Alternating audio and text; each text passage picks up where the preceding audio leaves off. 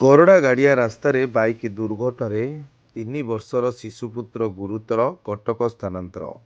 ଯାଜପୁର ଜିଲ୍ଲା ସୁକିନ୍ଦା ବ୍ଲକ ଅନ୍ତର୍ଗତ କୋରଡ଼ାଗାଡ଼ିଆ ଗ୍ରାମ ରାସ୍ତାରେ ବାଇକ୍ ଦୁର୍ଘଟଣାରେ 3 ବର୍ଷର ଶିଶୁପୁତ୍ର ଗୁରୁତର ଅବସ୍ଥାରେ କଟକ ସ୍ଥାନାନ୍ତରିତ ହୋଇଥିବା ଦେଖିବାକୁ ମିଳିଛି।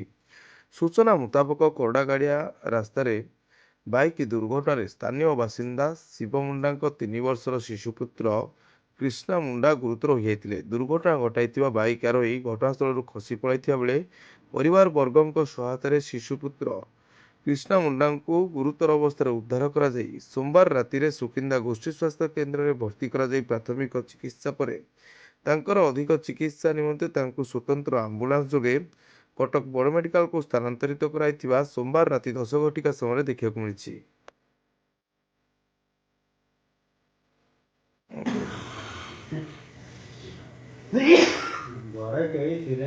ସେଇଟା ଟିକେ ଖୋଲି ଦିଅ ଭଉଣୀ, ସେଇଟା ଟିକେ ଖୋଲିଦେଲ ବେଡସିଟ୍ଟା ତା ନା ମୁଣ୍ଡ ଥାଉ ଥାଉ।